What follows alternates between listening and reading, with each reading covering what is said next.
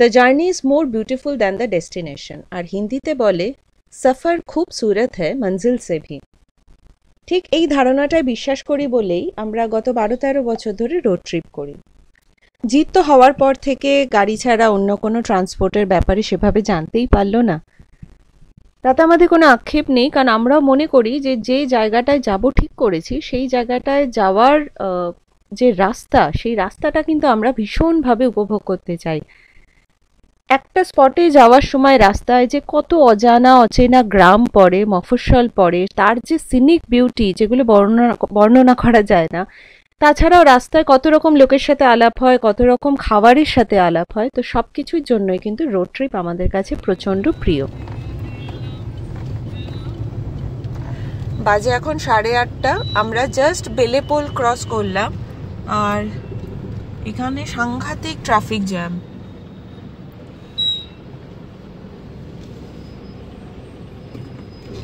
আমরা বেরিয়েছি কটায় আজকে?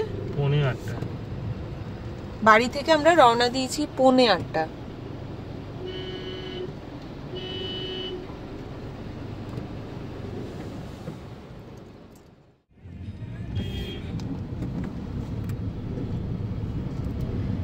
এই হচ্ছে এখন রাস্তার অবস্থা। প্রচুর গাড়ি, প্রচুর।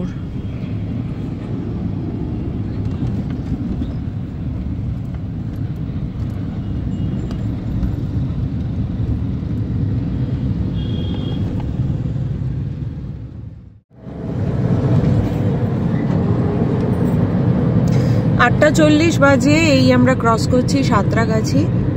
আর বাইরে প্রচন্ড মেঘ করেছে, কুয়াশাও রয়েছে।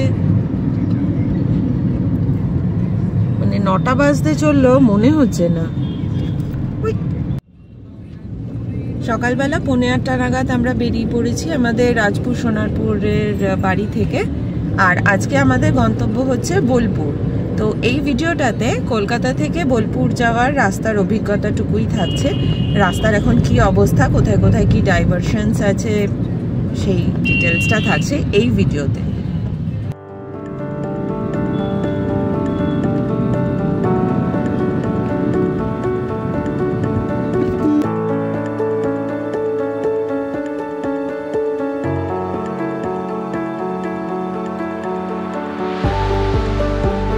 তো এই হচ্ছে রাস্তার অবস্থা। রাস্তায় কাজ হচ্ছে, ডাইভারশনস রয়েছে, আর রাস্তায় ভয়ঙ্কর রকমের লরি ট্রাকের জ্যাম। ডানকুনিটা সামনেই, এটা ঠিক ডানকুনির আগে, ডানকুনি টোল প্লাজাটা ঠিক আগে। মানে খুবই স্লো মুভিং। তো হ্যাঁ, এই তো সিগন্যালের জন্য দাঁড়িয়ে আছি আমরা।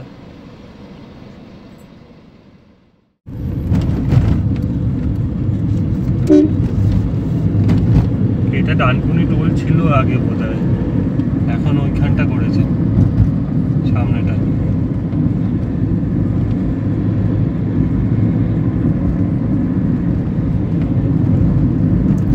তো সামনে আসছে ডানকুনি টোল প্লাজা। এখানে লাগছে 75 টাকা।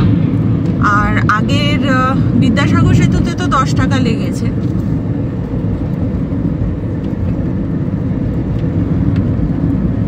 আমার এটা কুয়াশা না ধোয়া কি?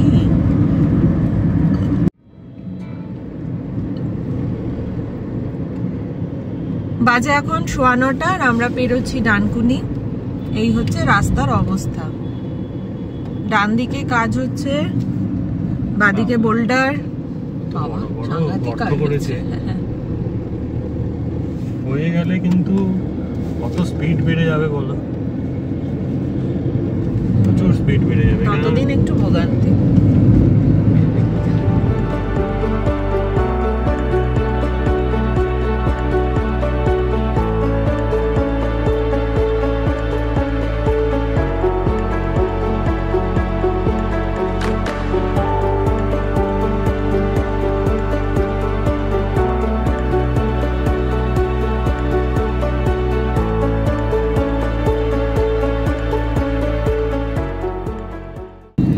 আচ্ছা, বাজে এখন 9:42। আমরা পালসিটে ঢুকছি। তো এখন আমরা একটু ব্রেকফাস্টের জন্য হল্ট নেব। ফার্স্ট প্রেফারেন্স হচ্ছে আজাদ হিন্দ ধাবা, যদি দেখি যে প্রচন্ড ভিড় আছে তাহলে অন্য কোথাও ট্রাই করব, কিন্তু আজাদ হিন্দ ধাবাটা আপাতত ফার্স্ট প্রেফারেন্স। আর রাস্তার কিরম কন্ডিশন? মেলানো মেশানো পেলাম। হ্যাঁ, কিন্তু রাস্তা অনেকটাই কাজ হয়েছে, আর রাস্তা মানে এত মাখনের মতো হয়ে গেছে পুরো এখন। হ্যাঁ, আবার কিছু কিছু স্ট্রেচ আছে যেগুলো বেশ খারাপ। হ্যাঁ, কাজ চলছে আর কি, মিলানো মেশানো আর কি চলছে। হ্যাঁ, যেগুলো নতুন হয়েছে সেগুলো তো মাখন হয়ে রয়েছে, বাকি তো যাকে এখন আমরা খাবো, তারপর আবার এগোবো। এই হচ্ছে আজাদ হিন্দ ধাবা। আমরা এখানটা ঢুকছি আপাতত ব্রেকফাস্টের জন্য।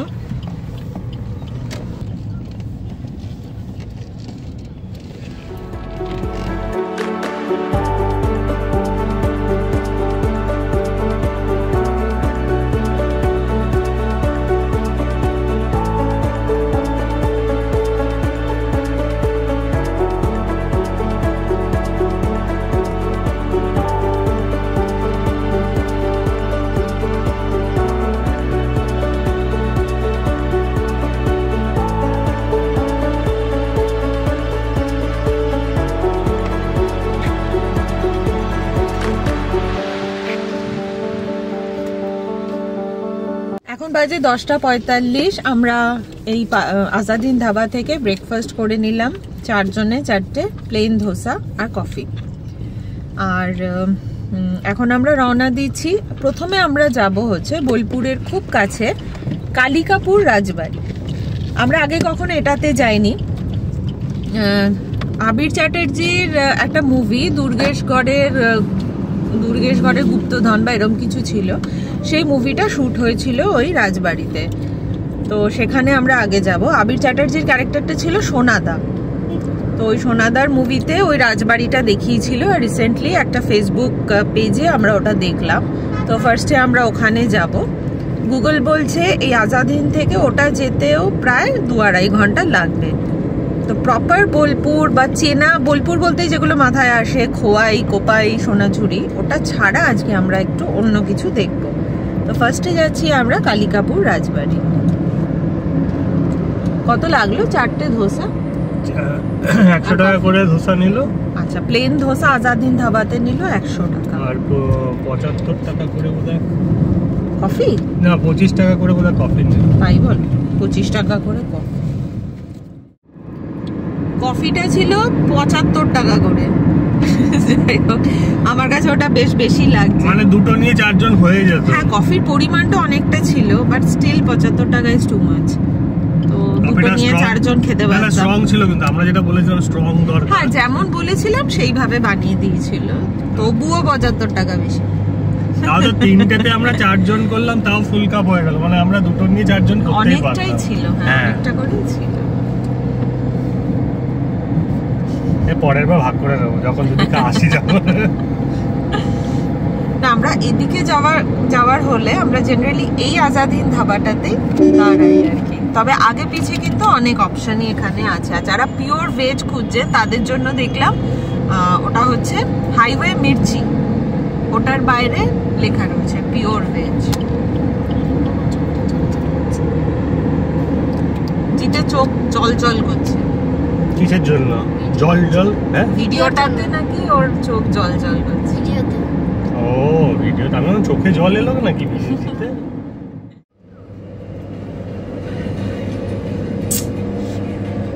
আচ্ছা, সামনে গাড়িটায় কি লেখা ওটার জন্য আবার ভিডিওটা অন করলাম। প্রথমে লেখা হাতে বিড়ি গালে পান, মালিকের চামচা হইতে সাবধান। আর নিচে লেখা ফুল কেন ফুটেছিল ঝরে যাবে বলে, ভালো কেন বেসেছিল ছেড়ে চলে যাবে বলে। তাই ছেড়ে বানান ভুল আছে। তাহলে কত কবি মানে ট্রাক লরি, এটা হচ্ছে কবিদের মানে কি বলবো প্রকাশের জায়গা আর কি। কবিতা মনের ভাব প্রকাশের জায়গা। মজা লাগে পড়তে।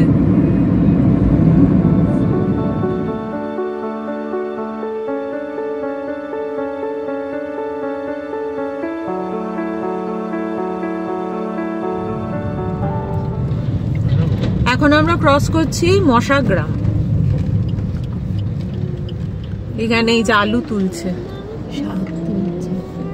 আলু আলু আলু তুলছে, এই দেখুন আলু তুলছে। পিছনে কি লাইটটা জ্বলছে?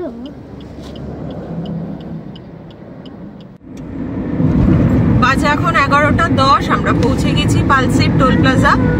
এখানে লাগছে 100 টাকা। রাস্তা কিন্তু এই আজাদ হিন্দের পর থেকে যে এইটুকু এলাম ভালোই ছিল। কাজ হচ্ছে ঠিকই, ডান দিক বাদিক সব মিলিয়ে কাজ হচ্ছে, কিন্তু এইটুকু রাস্তা বেশ ভালো ছিল।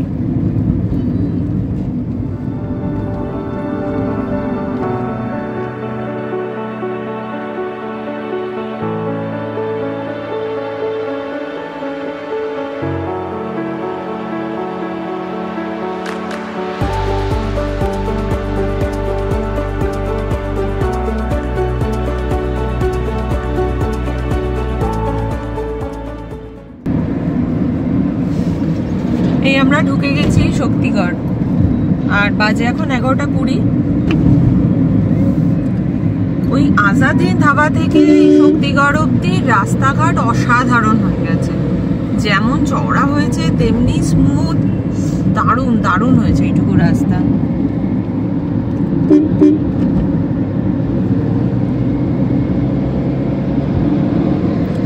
এখন আমরা দাঁড়াচ্ছি না, ফেরার সময় অবশ্যই দাঁড়াবো শক্তিগড়ে। আমরা নিই কোথায়? এখান থেকে ডান দিকে মামা ভাগ্নে থেকে আমরা সবসময় নিই পেট্রোল পাম্পের উপর দিকে। হ্যাঁ হ্যাঁ হ্যাঁ।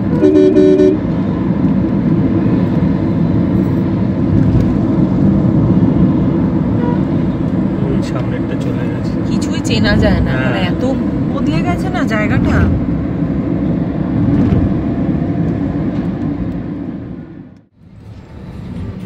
এটা এখন আমরা রয়েছি পূর্ব বর্ধমানের গাংপুর। তো আবার যথারীতি ভয়ঙ্কর জ্যাম রাস্তায়। কিন্তু কি হলো বোঝা গেল না, রাস্তার মাঝখানে প্রচন্ড জ্যাম, প্রচুর গাড়ির চাপ, লরি ট্রাকের চাপ। এই ফ্লাইওভারটার উপরে, এই বর্ধমান ঠিক ঢোকার মুখে ফ্লাইওভারের উপরে একদম এত চাপ, বুঝতে পারছি না কেন। সবাই ঘুরতে যাচ্ছে না, লরির চাপটা বেশি। বর্ধমান ক্রসিং এ ঠিক ঢোকার আগে ফ্লাইওভারটার উপরে এরকম পুরো জ্যাম। কিছু কিছু গাড়ি আবার ঘুরিয়ে নিয়ে নিচে দিয়ে যাচ্ছে, তো তাতে মনে হয় আরো জ্যাম বেড়ে যাচ্ছে। হ্যাঁ, কারণ এদিক ওদিক করে সব আটকেই যাচ্ছে।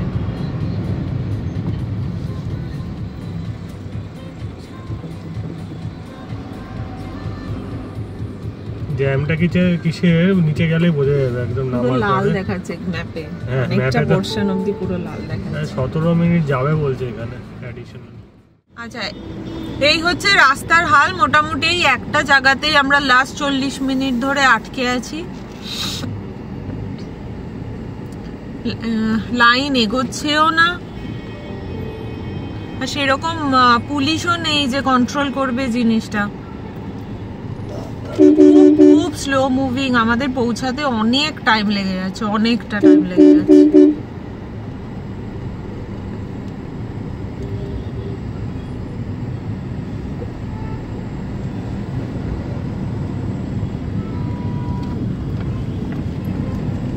এই তো সরু রাস্তা, এখান দিয়ে ট্রাক লরিও যাচ্ছে, আমাদের মতো ছোট গাড়িও যাচ্ছে।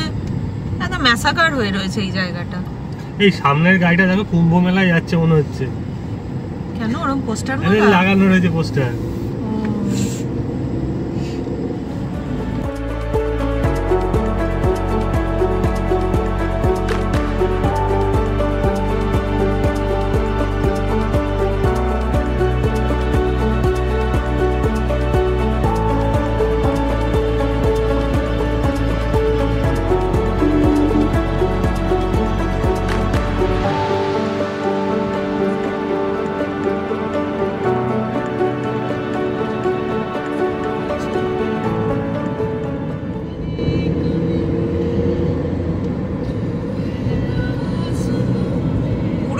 ব্রিজের ওপরটা পুরোটা ট্রাফিক জ্যাম সাংঘাতিক।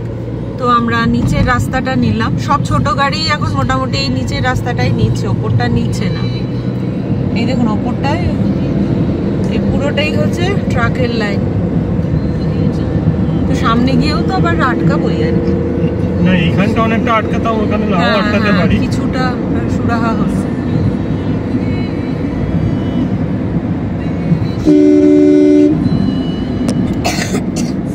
জ্যামটা কিসের বোঝা যাচ্ছে না।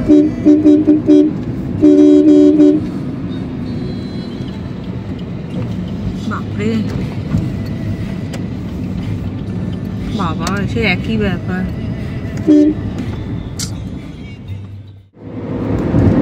বর্ধমানে রেনেসা টাউনশিপ যে জায়গাটা রয়েছে, ওই টাউনশিপের সামনে রাস্তাটাতে ওখানটাই আমরা ফেসে গেছিলাম একদম বাজেভাবে। কারণ ওখানটা ডান দিকে কাজ হচ্ছে, বাঁদিকের রাস্তাটা এতটাই সরু হয়ে গেছে যে একটা ট্রাক গেলে পাশ দিয়ে আর আমাদের গাড়ি বা প্রাইভেট গাড়িগুলো যেতে পারছে না। তো ওই করে ওই পোর্শনটা, ওই স্ট্রেচটা প্রচণ্ড জ্যাম ছিল। ওখানটা আমাদের অনেকটা টাইম চলে গেল। তো এখনও দেখাচ্ছে যে কালিকাপুর রাজবাড়ি এখনও আমাদের 1 ঘন্টা লাগবে। অলরেডি 12:20 বেজে গেছে, মানে আমরা বাড়ি থেকে বেরিয়েছি 4.5 ঘন্টা হয়ে গেছে, এখনও অবধি আমরা পৌঁছতে পারিনি। দুটো জায়গায় খুব বাজেভাবে ভেসে গেছিলাম। এবার সামনে কি আছে দেখা যাক, চেষ্টা করছি আমরা যত তাড়াতাড়ি সম্ভব পৌঁছানোর। এই আমরা পেরোচ্ছি গলসি বললাম, গলসি পেরোচ্ছি। তো আবার জ্যাম।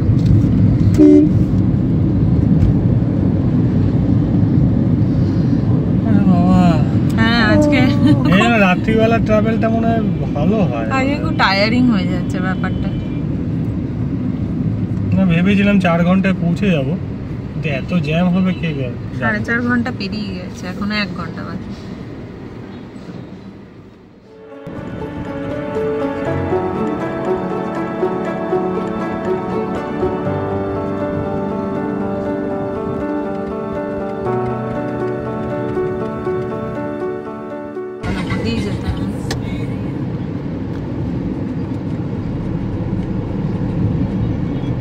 এই চলে এলাম আমরা পানাগড়, আর এই পেরোচ্ছি আমরা দার্জিলিং মোড়।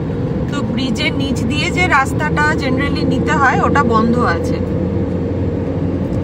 আমাদের ইউটার্ন নিয়ে আসতে হবে আমার মনে হয় ব্রিজটা ক্রস করে, কারণ নিচ দিয়ে গিয়ে ডান দিকে ঢুকতে হতো, সেই রাস্তাটা বন্ধ রয়েছে, কাজ চলছে। তো আমাদের ব্রিজে উঠতে হলো।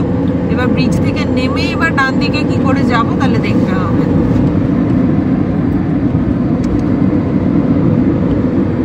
বাড়িটার ছাদে কত গাছ, ভালো লাগছে।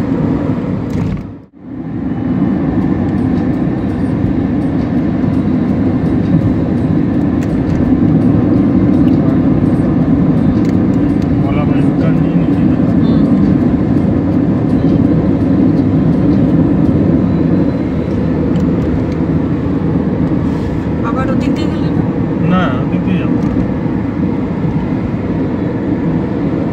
আমরা অনেকটা কিন্তু এগিয়ে এসেছি। বুঝতে পেরেছি, লেখা হচ্ছে 5 কিলোমিটার। হ্যাঁ, অনেকটা এগিয়ে এসে আমরা ওই দার্জিলিং মোড়ে যাওয়ার যে নিচের রাস্তাটা সেটা বন্ধ ছিল বলে তো ব্রিজ দিয়ে উপর দিয়ে চলে এলাম।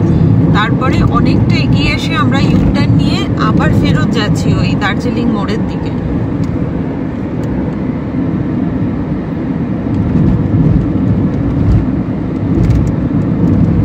প্রায় 5 কিলোমিটার যেতে হবে, গিয়ে বাদিক নিতে হবে। আজকে সব দিক থেকেই দেরি হচ্ছে, মানে রাস্তা বন্ধ, গাড়ির জ্যাম।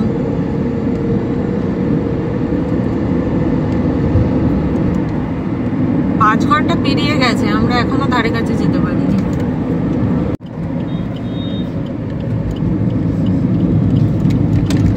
এই আমরা একদম এক্সট্রিম লেফটটা ধরে নিলাম।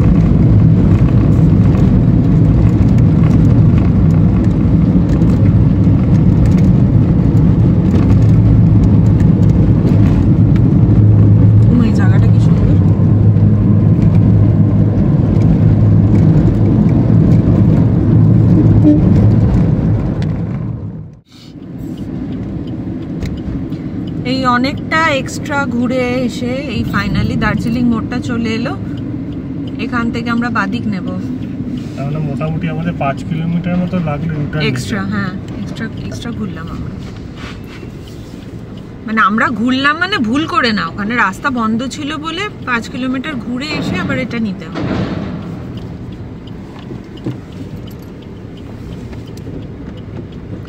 বাকি রাস্তাটা তো এমনি স্লো মুভিং হয়ে যাবে এরপরে। হ্যাঁ, বাজে এখন 1টা, আর এইটা আমরা যাচ্ছি হচ্ছে কাকসা, এটা স্টেট হাইওয়ে SH14 স্টেট।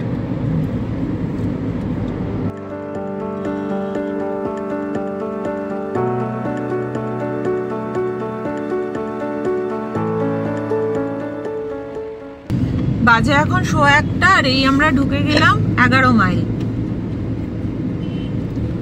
এবারে আমরা ওই কালিকাপুর রাজবাড়িটা একটু খুঁজবো। গুগল দেখাচ্ছে 8 মিনিট, 4 কিলোমিটার।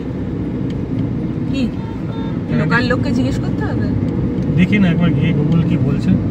গুগল তো ভুলভালও বলে অনেক সময়, কোথায় ঢুকিয়ে দেবে।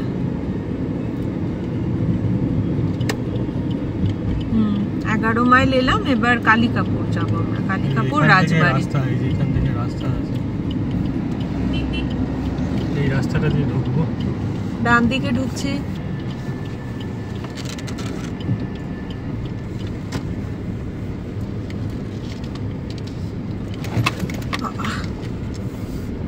জিজ্ঞেস করতে হবে। 3.5 কিলোমিটার বলছে। চলো, জঙ্গল।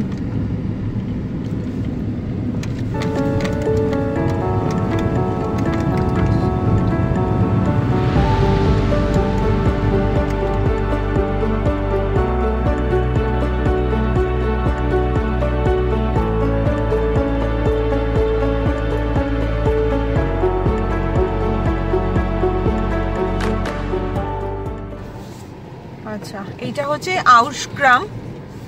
আউশগ্রাম থানার আন্ডারে এই রোডটা। তো বেশ কিছুটা আসার পর এই বাদিকে একটা রাস্তা নেমে গেছে। তো আমরা একজন টোটোওয়ালাকে জিজ্ঞেস করাতে উনি বললেন হ্যাঁ এটা দিয়ে যেতে হবে। তাছাড়া এই বাদিক দিয়েও একটা রাস্তা আসছে, ওটা দিয়েও ঢোকা যেত।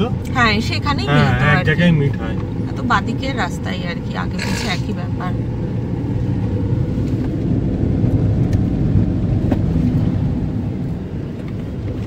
টোটোগুলো একদম সুপার স্পিডে যায়, কিছু নেই বলে সুপার স্পিডে চালাচ্ছে।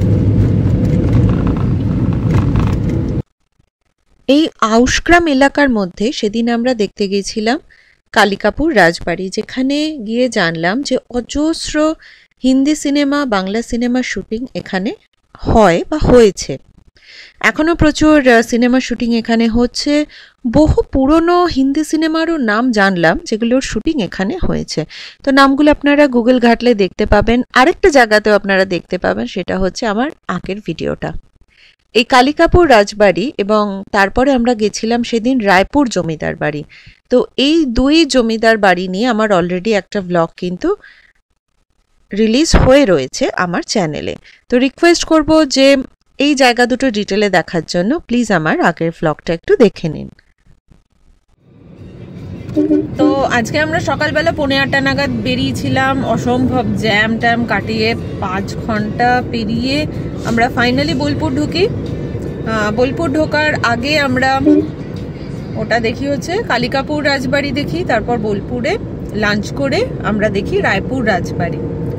তো শুরুতেই বলেছিলাম যে বোলপুর মানে সোনাঝুরি, খোয়াই, কোপাই, কিন্তু আজকে সেইটা বাদ দিয়ে অন্য কিছু আমরা দেখব। এতবার বোলপুর এসেছি, কোনোবার এই দুটো রাজবাড়ি আমরা দেখিনি, বা জেনারেলি টোটোগুলোকেও লোকাল সাইট সিইং করাতে বললে এখানে নিয়ে আসে না। তাই এবার আমাদের টার্গেটই ছিল যে এই দুটো আগে দেখব, তারপর সময় পেলে হাটে যাব, না হলে কঙ্কালীতলায় যাব, সেগুলো সবই সময় পেলে তবে এই দুটো ছিল আমাদের ফার্স্ট প্রেফারেন্স। সেই দুটো আমরা দেখেছি এবং অসম্ভব ভালো লেগেছে। তো দিনের আলো থাকতে থাকতে এই দুটো রাজবাড়ি দেখে নেবেন। নেক্সট টাইম বোলপুর এলে যদি এই দুটো জায়গা দেখেন তাহলে কেমন লাগলো অবশ্যই জানাবেন। আর রোড কন্ডিশনও আপনাদেরকে এই ভিডিওটাতে দেখিয়ে দিলাম। তো এই ভিডিওটা এখানেই শেষ করছি। 1000 সাবস্ক্রাইবারের জন্য অসংখ্য ধন্যবাদ। যারা সাবস্ক্রাইব না করে দেখছেন তাদের কাছে রিকোয়েস্ট রইল যে প্লিজ সাবস্ক্রাইব বাটনটায় ক্লিক করে একটু সাপোর্ট দিয়ে তারপর দেখুন। ভিডিওটা ভালো লাগলে অবশ্যই লাইক দিন, ভালো না লাগলেও জানান যে কিভাবে ইমপ্রুভমেন্ট করতে হবে, কি করতে হবে। তো এই ভিডিওটা এই পর্যন্তই। তো বাই করে এটাকে শেষ করে দাও। Bye bye. Bye bye.